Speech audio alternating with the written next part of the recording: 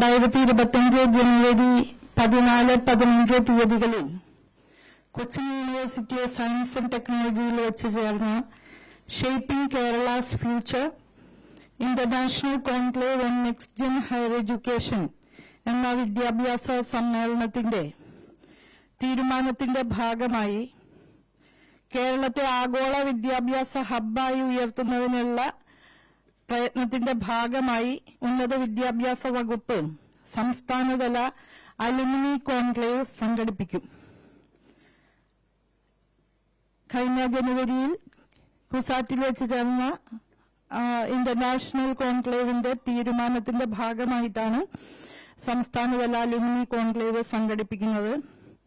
സംസ്ഥാനത്തെ പൂർവ്വ വിദ്യാർത്ഥി ശൃംഖലകളുടെ ശക്തിയും പങ്കാളിത്തവും പ്രയോജനപ്പെടുത്തി ഉന്നത വിദ്യാഭ്യാസ മേഖലയെ കൂടുതൽ ശാക്തീകരിക്കുന്നതിനാണ് ഈ കോൺക്ലേവ് സംഘടിപ്പിക്കുന്നത്. വളരെ സ്ട്രോങ് ആയ അലുമിനി എൻഗേജ്മെന്റ് എന്നുള്ളതാണ് ഉദ്ദേശിക്കുന്നത്. നമ്മുടെ വിവിധ സർവകലാശാലകളിൽ നിന്നും കലാലയങ്ങളിൽ നിന്നും പഠിച്ചിറങ്ങിയ വിവിധ കർമ്മ മേഖലകളിൽ വ്യക്തിമുദ്ര പതിപ്പിച്ച ശ്രദ്ധേയമായ നേട്ടങ്ങൾ ആർജിച്ച പൂർവ്വ വിദ്യാർത്ഥികൾ, വിവിധ മേഖലകളിൽ വിദഗ്ധരായി പ്രവർത്തിക്കുന്നവർ, നയരൂപീകരണ രംഗത്തും നിക്ഷേപ രംഗത്തുമെല്ലാം വളരെ ശ്രദ്ധേയമായ സേവനം നടത്തിവരുന്നവർ, അവരെല്ലാം പങ്കാളികളാകുന്ന ഈ കോൺക്ലേവ് കേരളത്തിന്റെ ഉന്നത വിദ്യാഭ്യാസ മേഖലയുടെ ഭാവി ദിശ നിർണയിക്കുന്നതിൽ കാതലായ നിലയിൽ സംഭാവന നൽകാൻ കഴിയുന്ന ഒന്നായി മാറുമെന്നാണ് കരുതുന്നത്. ആഗസ്റ്റ് 30-ന് തിരുവനന്തപുരത്ത് ടാഗോർ ഹാളിൽ വെച്ചാണ് ഈ കോൺക്ലേവ് സംഘടിപ്പിക്കുക.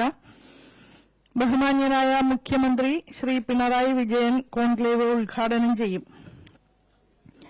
കോളേജ് വിദ്യാഭ്യാസ വകുപ്പ്, സാങ്കേതിക വിദ്യാഭ്യാസ വകുപ്പ്, IHRD, LBS, ഉന്നത വിദ്യാഭ്യാസ മേഖലയ്ക്ക് ഉന്നത വിദ്യാഭ്യാസ വകുപ്പിന് കീഴിലുള്ള സർവകലാശാലകൾ, CCEK തുടങ്ങിയ വിവിധ ഏജൻസികൾ സംയുക്തമായിട്ടാണ് ഈ കോൺക്ലേവ് സംഘടിപ്പിക്കുക. കോൺക്ലേവിന്റെ പ്രധാന ലക്ഷ്യങ്ങൾ കേരളത്തെ ഹയർ എഡ്യൂക്കേഷന്റെ ഒരു ഇന്റർനാഷണൽ ഹബ്ബാക്കി മാറ്റുന്ന പ്രോസസ്സിൽ ആസൂത്രണ തലം മുതൽ പൂർവ്വ വിദ്യാർത്ഥികളുടെ പങ്കാളിത്തവും സഹായവും ഉറപ്പാക്കുക എന്നുള്ളതാണ്. വിദ്യാർത്ഥികൾക്ക് മെന്ററിംഗ്, ഇന്റേൺഷിപ്പ്, ഗവേഷണത്തിനും തൊഴിലിനുമുള്ള അവസരങ്ങൾ അതെല്ലാം പൂർവ്വ വിദ്യാർത്ഥികളുടെ കൂടെ സഹായത്തോടുകൂടി ഉറപ്പാക്കുന്നതിന് സഹായകരമായ നിലയിലാണ് കോൺക്ലേവ് സംഘടിപ്പിക്കുക. പ്രത്യേകിച്ച് അക്കാദമിക് രംഗത്തുള്ള മലയാളി ഡയാസ്പോറയുടെ സാന്നിധ്യവും സേവനങ്ങളും ഉന്നത വിദ്യാഭ്യാസ മേഖലയിൽ അനിവാര്യമാണ്. ആ ദിശയിൽ ഇത് ഒരു സുപ്രധാന ചുവടുവയ്പാകും. രാജ്യത്തുടനീളം അതുപോലെ ഇന്റർനാഷണലി പ്രവർത്തിക്കുന്ന ഉന്നത വിദ്യാഭ്യാസ സ്ഥാപനങ്ങളുമായിട്ടും വ്യവസായ സ്ഥാപനങ്ങളുമായിട്ടുള്ള സംയുക്ത പ്രവർത്തനത്തിനുള്ള സാധ്യതകൾ ഈ കോൺക്ലേവിന്റെ ഭാഗമായി തെളിഞ്ഞുവരും. അത് സംബന്ധിച്ച ആലോചനകൾ കോൺക്ലേവിൽ നടത്തും. അതുപോലെ ഓരോ സ്ഥാപനങ്ങളുടെയും വികസനത്തിന് ആവശ്യമായിട്ടുള്ള സാമ്പത്തിക പിന്തുണ, സ്കോളർഷിപ്പുകൾ, ഇതിലൊക്കെ പൂർവ്വ വിദ്യാർത്ഥി പങ്കാളിത്തം പ്രോത്സാഹിപ്പിക്കുക കോൺക്ലേവിന്റെ സുപ്രധാനമായ ലക്ഷ്യമാണ്. ഈ കോൺക്ലേവിന്റെ വിജയകരമായ നടത്തിപ്പ് ഉറപ്പാക്കുന്നതിന് എല്ലാ കോളേജുകളെയും സർവകലാശാലകളെയും ഈ കാര്യത്തിലേക്ക് അവർ വരേണ്ടുന്നതിന്റെ ആവശ്യകത സംബന്ധിച്ച് ബോധിപ്പിക്കുകയാണ്. അതുപോലെ പൂർവ്വ വിദ്യാർത്ഥി ഡാറ്റാബേസ്, ഇതിനകം പല സ്ഥാപനങ്ങളിലും പൂർവ്വ വിദ്യാർത്ഥികളുടെ ഡാറ്റാബേസ് ഉണ്ട്. ഇല്ലാത്തിടത്ത് അത് ഉണ്ടാക്കുകയും നിലവിലുള്ള സ്ഥലങ്ങളിൽ പുതുതായി ചേർത്ത് അപ്ഡേറ്റ് ചെയ്യുകയും ചെയ്യും. അതുപോലെ സ്ഥാപനതല അലുമിനി സംഗമം ഓഗസ്റ്റ് 15-ന് മുമ്പ് നടത്തേണ്ടതാണ്. പൂർവ്വ വിദ്യാർത്ഥികളുടെ സംഗമം ഓഗസ്റ്റ് 15-ന് മുമ്പ് നടത്താനാണ് ഉദ്ദേശിക്കുന്നത്. ആ പൂർവ്വ വിദ്യാർത്ഥി സംഗമത്തിൽ നിന്ന് സംസ്ഥാനതല സംഗമത്തിൽ പങ്കെടുക്കേണ്ട പ്രതിനിധികളെ നാമനിർദ്ദേശം ചെയ്യണം. അക്കാദമിക മേഖല, മാധ്യമം, കല, രാഷ്ട്രീയം, ബിസിനസ്, പ്രവാസി, വ്യവസായം, ഭരണം തുടങ്ങിയ മേഖലകളിൽ ശ്രദ്ധേയമായ സംഭാവന നൽകിയ കുറഞ്ഞത് 2 പേരെയെങ്കിലും സ്ഥാപനതലത്തിൽ തെരഞ്ഞെടുത്ത് നമ്മുടെ സംസ്ഥാനതല പരിപാടിയിൽ പങ്കെടുക്കണം. ഇവരുടെ വിവരങ്ങൾ പ്രത്യേക പോർട്ടലിലൂടെയും ഇമെയിൽ വഴിയും നമ്മുടെ സംസ്ഥാന അലുമിനി കോൺക്ലേവ് സംഘാടകർക്ക് ലഭ്യമാക്കേണ്ടതാണ്. അലുമിനി കൂട്ടായ്മയ്ക്ക് ഒരുപാട് സാധ്യതകളുണ്ട്. നമ്മുടെ കലാലയങ്ങളെ ശാക്തീകരിക്കുന്നതുമായി ബന്ധപ്പെട്ട് അടിസ്ഥാന സൗകര്യ വിപുലീകരണത്തിനായാലും ആശയപരമായിട്ടുള്ള സാധ്യതകൾ വിപുലീകരിക്കുന്നതിനായാലും അതുപോലെ കുട്ടികൾക്ക് കൂടുതൽ തൊഴിലവസരങ്ങളും ഗവേഷണ അവസരങ്ങളും തുറന്നു കൊടുക്കുന്നതിനായാലും ഒക്കെ ഈ അലുമിനി കൂട്ടായ്മയ്ക്ക് നല്ല നിലയിൽ ഇടപെടാൻ കഴിയും. അതുപോലെ അക്കാദമിക് മേഖലയിൽ രാജ്യത്തിനകത്തും പുറത്തും മികവ് തെളിയിച്ച് പ്രവർത്തിക്കുന്ന മലയാളികളുടെ സംഭാവനകളെക്കുറിച്ച് നമ്മുടെ വിദ്യാർത്ഥികൾക്ക് മനസ്സിലാക്കാനും അവരുമായിട്ട് മുഖാമുഖം സംവദിക്കാനുമൊക്കെ വേദികൾ കൂടുതലായി സൃഷ്ടിക്കാൻ നമുക്ക് സാധിക്കും. ഓരോ സ്ഥാപനത്തിലും ഒരു അലുമിനി സെൽ, ഒരു സീനിയർ അധ്യാപകൻ കോർഡിനേറ്ററായിട്ട് നിലവിൽ വരും. ഈ അലുമിനി സെല്ലിന്റെ ചുമതലകൾ കൃത്യമായിട്ട് നിശ്ചയിച്ചിട്ടുണ്ട്. അത് സംബന്ധിച്ച സർക്കുലറുകൾ എല്ലാ സ്ഥാപനങ്ങൾക്കും ലഭ്യമാക്കും. അതുപോലെ ഒരു സ്ഥാപനത്തിൽ തന്നെ വിവിധ പൂർവ്വ വിദ്യാർത്ഥി സംഘടനകൾ പ്രവർത്തിക്കുന്ന സ്ഥിതിയുണ്ട്. പ്രത്യേകിച്ച് നമ്മുടെ എസ്റ്റാബ്ലിഷ്ഡ് ആയിട്ടുള്ള പഴയ സ്ഥാപനങ്ങളിലൊക്കെ പല പേരുകളിൽ പൂർവ്വ വിദ്യാർത്ഥി സംഘടനകളുണ്ട്. അപ്പോൾ ഓരോ സ്ഥാപനത്തിന്റെയും പൂർവ്വ വിദ്യാർത്ഥി സംഘടനകളെ ഏകോപിപ്പിക്കുന്നതിനുള്ള ഒരു ചുമതല കൂടി ഇത്തരത്തിൽ രൂപീകൃതമാകുന്ന അലുമിനി സെല്ലുകളിൽ നിക്ഷിപ്തമാക്കുക എന്നുള്ളതാണ് ഉദ്ദേശിക്കുന്നത്. പൂർവ്വ വിദ്യാർത്ഥികളുടെ പങ്കാളിത്തം ഉറപ്പാക്കുന്ന പദ്ധതികൾ ആവിഷ്കരിക്കുക, അവരെ പങ്കാളികളാക്കി സെമിനാറുകൾ, ചർച്ചകൾ, സംവാദങ്ങൾ തുടങ്ങിയവ സംഘടിപ്പിക്കുക.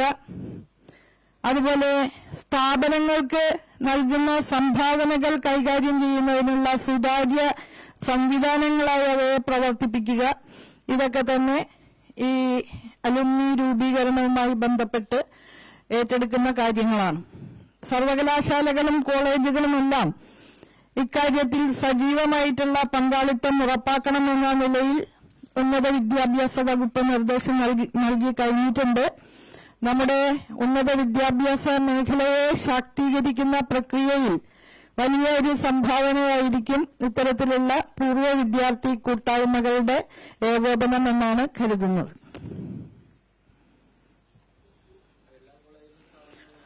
എല്ലാ കോളേജുകളിലും രൂപീകരിക്കണം.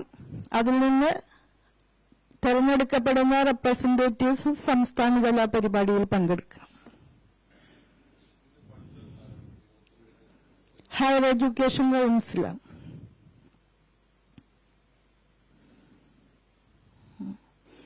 നമ്മുടെ ഗ്ലോബൽ കോൺക്ലേവിന്റെ തുടർച്ചയാണത്. അതിന്റെ തീരുമാനങ്ങൾ, അതിന്റെ ഒരു ആക്ഷൻ പ്ലാൻ പ്രഖ്യാപിച്ചിരുന്നു അതിന്റെ 2ാമത്തെ ദിവസം. ആ ആക്ഷൻ പ്ലാനിലെ ഒരു നിർദ്ദേശമാണ് ഇത്. ഒരുപാട് ബുദ്ധിജീവികളും അക്കാഡമീഷ്യൻസും ഒക്കെ വിവിധ വിദേശ രാജ്യങ്ങളിലൊക്കെ പ്രവർത്തിക്കുന്നുണ്ട്.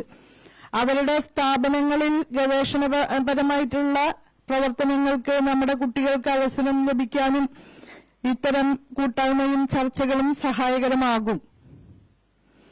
ഇതിനകം തന്നെ നമ്മൾ കുറെ കൊളാബറേഷൻസും ട്വിന്നിംഗ് പ്രോഗ്രാംസും ഒക്കെ വിദേശ സർവകലാശാലകളുമായി ബന്ധപ്പെട്ട് നടത്തുന്നുണ്ട്. അതിന് ഏറെ സഹായകരമായത് മലയാളികളായിട്ടുള്ള പൂർവ്വ വിദ്യാർത്ഥികൾ ഒക്കെ തന്നെ പ്രവർത്തിക്കുന്ന ഗവേഷണ കേന്ദ്രങ്ങളും സർവകലാശാലകളും കേന്ദ്രമാക്കിയിട്ടാണ് അത് സാധിച്ചിട്ടുള്ളത്. അപ്പൊ അതൊരു വലിയ ഒരു ഗേറ്റ് വേ ആണ് കുട്ടികളെ സംബന്ധിച്ചിടത്തോളം.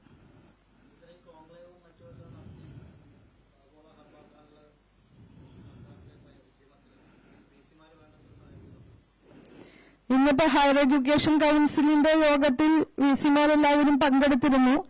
ഞാൻ അവരോട് ഈ അഭ്യർത്ഥന മുന്നോട്ട് വച്ചിട്ടുണ്ട്. അതായത് ദേശീയ അന്തർദേശീയ ഗുണനിലവാര പരിശോധനകളിലെല്ലാം നല്ല പ്രകടനം കാഴ്ചവെച്ചുകൊണ്ടാണ് നമ്മുടെ സർവകലാശാലകൾ മുന്നോട്ട് പോകുന്നത്. ആ ഗുണമേന്മ വർധനവിന്റെ മുന്നോട്ടുള്ള പ്രയാണം അങ്ങനെ നിലനിർത്തി കൊണ്ടുപോകാനുള്ളത് വളരെ പ്രധാനപ്പെട്ട ചുമതലയാണ്. അതിൽ സുപ്രധാനമായ ഉത്തരവാദിത്തം വഹിക്കേണ്ടവരാണ് വൈസ് ചാൻസലർമാർ. അപ്പൊ ആ നിലയിലുള്ള ഒരു ജാഗ്രതയും കാര്യക്ഷമമായിട്ടുള്ള ഇടപെടലും അവരുടെ ഭാഗത്തു നിന്ന് ഉണ്ടാകണമെന്ന് അഭ്യർത്ഥിച്ചിട്ടുണ്ട്. അപ്പൊ ആ രീതിയിൽ താല്പര്യപൂർവ്വമാണ് എല്ലാവരും പങ്കെടുത്തത്.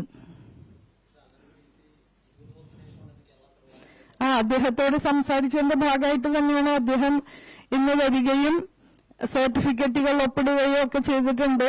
നമുക്ക് കുട്ടികളുടെ കാര്യങ്ങളിൽ ബുദ്ധിമുട്ട് ഉണ്ടാവാൻ പാടില്ല എന്നുള്ള ഒരു കാഴ്ചപ്പാട് തന്നെയാണ്.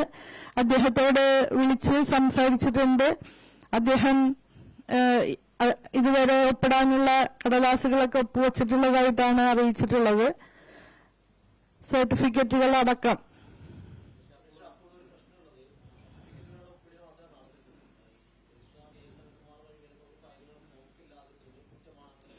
അതായത് ആ പ്രശ്നം പരിഹരിക്കുന്നതിനുള്ള ഇടപെടലുകൾ നടത്തിക്കൊണ്ടിരിക്കുകയാണ്.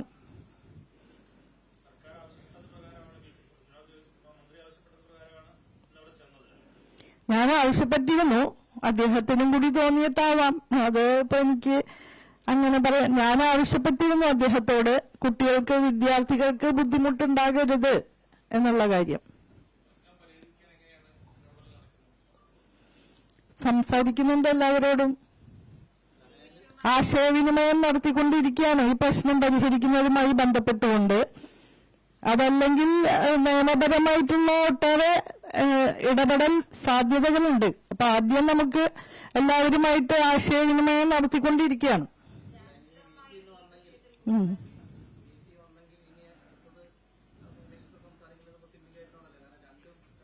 അതെ, എല്ലാവരോടും സംസാരിക്കണം.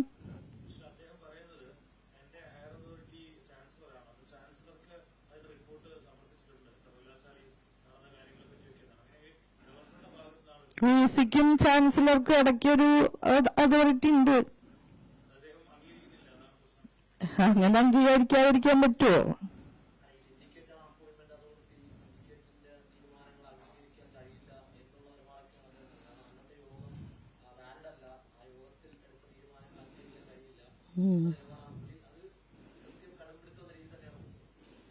അത്ര വലിയ കടുംപിടുത്തം എനിക്ക് അനുഭവപ്പെട്ടില്ല. ചർച്ചകൾ നടന്നുകൊണ്ടിരിക്കുകയാണ്. അത് എവിടെയെങ്കിലും കൊണ്ട് കെട്ടാൻ പറ്റിയാൽ ഞാൻ നിങ്ങളെ അറിയിക്കാം. പൊതുവിൽ നമ്മുടെ സർവകലാശാലകൾ നല്ല എക്സലൻസ് കീപ്പ് ചെയ്ത് തന്നെയാണ് മുന്നോട്ട് പോകുന്നത്. ആ നിലയിൽ പോകണം എന്ന് തന്നെയാണ് ആഗ്രഹിക്കുന്നത്. അതിലാർക്കും തർക്കം പറയാൻ പറ്റില്ല. നമുക്ക് ഇഷ്ടപ്പെട്ടാലും ഇഷ്ടപ്പെട്ടില്ലെങ്കിലും സത്യം അതാണ്. കാരണം നമ്മുടെ കുട്ടികളും നമ്മുടെ അധ്യാപകരും ഗവേഷകരും ഒക്കെ നല്ലതുപോലെ അധ്വാനിച്ച് തന്നെ നമുക്ക് ഒരുപാട് നേട്ടങ്ങൾ ആർജിക്കാൻ കഴിയുന്നുണ്ട്. നിങ്ങൾ സർവകലാശാലകളുടെ റെക്കോർഡുകൾ എടുത്ത് പരിശോധിച്ചോളൂ. കാലത്തിനനുസൃതമായ ഒട്ടേറെ ഗവേഷണങ്ങളൊക്കെ നമ്മുടെ കലാലയങ്ങളിലും സർവകലാശാലകളിലും മുന്നോട്ട് പോകുന്നുണ്ട്. അപ്പോൾ ആ ഒരു അന്തരീക്ഷം ബുദ്ധിമുട്ടിലാക്കരുത് എന്നുള്ള ഒരു സന്ദേശം എല്ലാവരിലേക്കും നൽകിയിട്ടുണ്ട്. അതൊക്കെ നമുക്ക് 2 ദിവസത്തിനുള്ളിൽ പറയാൻ കഴിയും. അപ്പൊ പറയാം.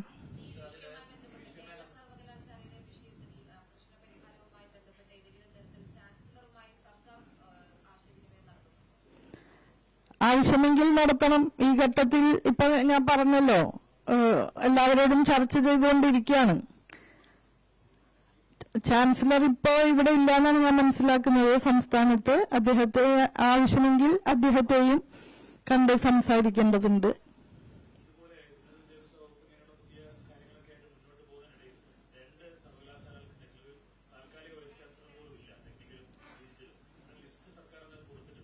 കൊടുത്തിട്ടുണ്ട്. അത് വളരെ വേദനാജനകമാണ്. അങ്ങനെ ഒരു അനിശ്ചിതത്വം ഉണ്ടാക്കുന്ന ഒരു സ്ഥിതി ഉണ്ടായിക്കൂടാ യഥാർത്ഥത്തിൽ നമ്മുടെ സർവകലാശാലകളെ സംബന്ധിച്ചിടത്തോളം. നമ്മൾ കാണേണ്ടുന്നതായ കാര്യം, കഴിഞ്ഞ 4 വർഷക്കാലം ഒരുപാട് പ്രതിബന്ധങ്ങളെ അതിജീവിച്ചുകൊണ്ട് തന്നെ നമ്മുടെ അക്കാഡമിക് കമ്മ്യൂണിറ്റി NIRF റാങ്കിങ്ങിലും NAAC അക്രഡിറ്റേഷനിലുമെല്ലാം നല്ല വിജയം കൈവരിക്കുകയാണ്. അതുപോലെ നമ്മുടെ 4 ഇയർ UG പ്രോഗ്രാം നല്ല നിലയിൽ ഒരു പ്രശ്നമില്ലാതെ നമുക്ക് ലോഞ്ച് ചെയ്യാൻ കഴിഞ്ഞു. ഇതൊക്കെ എല്ലാവരുടെയും കൂട്ടായ്മയുടെ ഭാഗം കൂടിയായിട്ടാണ്. അപ്പോ ഒരു വശത്ത് ആ മുന്നേറ്റങ്ങളെ പുറകോട്ട് വലിക്കാനുള്ള ശ്രമം നടക്കുന്നുണ്ടെങ്കിൽ അത് നിർഭാഗ്യകരമാണ്. അത് അവസാനിപ്പിക്കാനുള്ള ഒരു ശ്രമം തീർച്ചയായിട്ടും എല്ലാവരുടെ ഭാഗത്തുനിന്നും ഉണ്ടാകണം എന്നുള്ളതാണ്.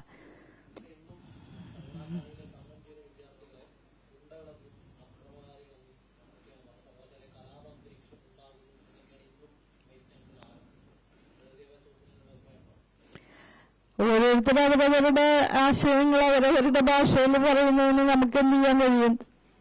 ഞാന് വിദ്യാർത്ഥികളെ അങ്ങനെ പറയുന്നത് നിങ്ങൾ കരുതുന്നുണ്ടോ? ഞാനൊരു അധ്യാപികയും ഒരു അമ്മയുമായിട്ടുള്ള ഒരാളാണ്. വിദ്യാർത്ഥികളെ ഒന്നും അങ്ങനെയൊന്നും കാണാൻ എനിക്ക് സാധിക്കില്ല.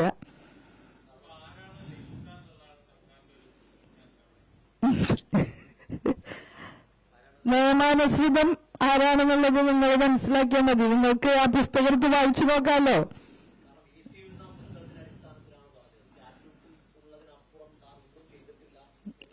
അത് നിങ്ങൾക്ക് പരിശോധിക്കാലോ. സ്റ്റാറ്റ്യൂട്ടിൽ എന്താ പറയണ, ആക്ടിൽ എന്താ പറയണെന്നൊക്കെ എല്ലാവർക്കും പരിശോധിക്കാലോ. മറുപടി കത്തല്ല നമ്മൾ കൊടുത്ത നിയമാനുസൃത രജിസ്ട്രാർ ആരാണോ അത് ആണ് ഞാൻ പറഞ്ഞത്. അത് നമുക്ക് സംസാരിച്ചുകൊണ്ടിരിക്കുകയാണല്ലോ. ഒരു അഭിപ്രായ സമന്വയത്തിലേക്ക് വരികയാണെങ്കിൽ ഞാൻ അറിയിക്കാം നിങ്ങളെ.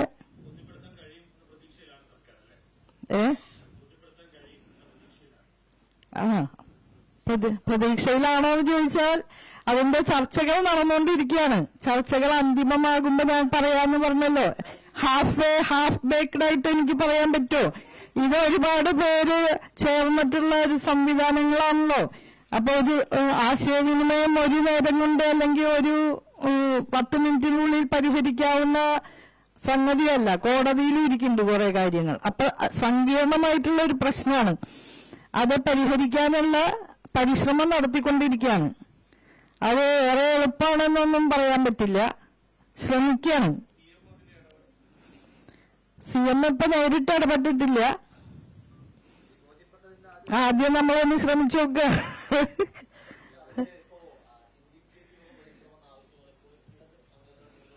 ഇനിയിപ്പൊ അതിനെ കുറിച്ച് കൂടുതലില്ല. ഇനി ഞാൻ പറഞ്ഞല്ലോ, ഞാൻ പരിശ്രമിക്കാണ്. അത് വിജയിക്കും എന്നൊന്നും നമുക്ക് ഉറപ്പ് പറയാൻ പറ്റില്ല. പക്ഷെ പരിശ്രമിക്കണല്ലോ.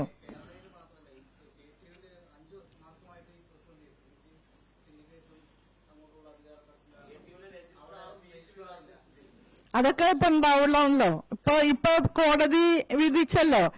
കോടതി വിധി വന്നപ്പോഴും വ്യക്തമായില്ലേ നിങ്ങൾക്ക്?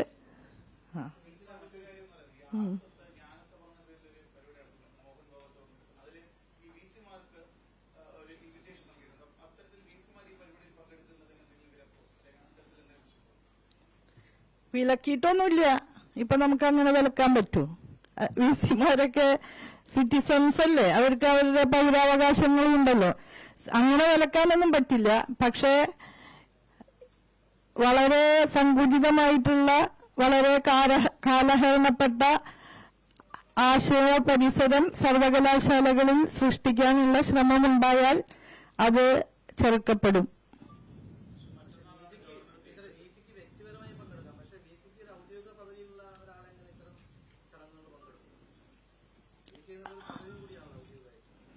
ആ പദവിയുടെ അടിസ്ഥാനത്തിലാണ് പങ്കെടുക്കുന്നത് നമുക്ക് പറയാൻ പറ്റുമോ? പരിശോധിക്കട്ടെ എന്താണ്. ഈ വക കാര്യങ്ങളെ സംബന്ധിച്ചുള്ള ഡീറ്റെയിൽസ് നമ്മളെ കൈവശമില്ലല്ലോ. ഇപ്പോ എന്താണ് അവിടെ നടക്കുന്നത്, ഏത് കപ്പാസിറ്റിയിലാണ് അവരവിടെ പങ്കെടുക്കുന്നത് എന്നൊക്കെ ഉള്ളത് നമ്മൾ പരിശോധിച്ചിട്ട് പറയാം.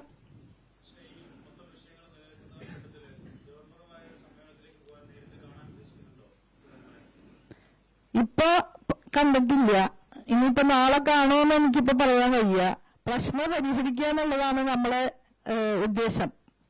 അതായത് കേരളത്തിലെ സർവകലാശാലകൾ വളരെ കഠിന പരിശ്രമം ചെയ്തു തന്നെ മുന്നോട്ട് പോകുകയാണ്. നമുക്ക് ഉള്ള പരിമിതികൾക്കകത്ത് നിന്നുകൊണ്ട് തന്നെയാണ് നമ്മുടെ അക്കാഡമിക് കമ്മ്യൂണിറ്റി ശ്രമങ്ങൾ നടത്തുന്നത്. ഇപ്പൊ ഈ 4 വർഷക്കാലം നമ്മൾ മുന്നോട്ട് വെച്ച എല്ലാ കാര്യങ്ങളും വളരെ ആത്മാർത്ഥതയോടുകൂടി തന്നെ സർവകലാശാല കമ്മ്യൂണിറ്റിയും കോളേജുകളും ഏറ്റെടുത്തിട്ടുണ്ട്. ആ ഒരു വലിയ സമഗ്രമായ മാറ്റം ഉന്നത വിദ്യാഭ്യാസ മേഖലയിൽ ഉണ്ടായിട്ടുണ്ട്. ഒരു പാരഡൈം ഷിഫ്റ്റ്. എല്ലാവരും അത് ആ മാറ്റത്തിലേക്ക് പ്രയാണം ചെയ്യാൻ തയ്യാറായിട്ടുണ്ട് എന്നുള്ളതാണ്. അപ്പൊ അതിനെ ഒരു സ്റ്റാൻഡ് സ്റ്റില്ലാക്കാൻ പറ്റില്ല. അത് മുന്നോട്ട് തന്നെ പോകണം. അതുകൊണ്ട് ആശയവിനിമയം നടത്തിക്കൊണ്ടിരിക്കുകയാണ്. ഉള്ള പ്രശ്നങ്ങളെ കൂടുതൽ വഷളാവാത്ത നിലയിൽ നമുക്ക് കൈകാര്യം ചെയ്യാനാണ് ശ്രമം നടത്തുന്നത്. അത് നമ്മുടെ വിദ്യാർത്ഥികളുടെ വെൽബീയിങ്ങിനെ കൂടെ മുൻനിർത്തിയാണ്.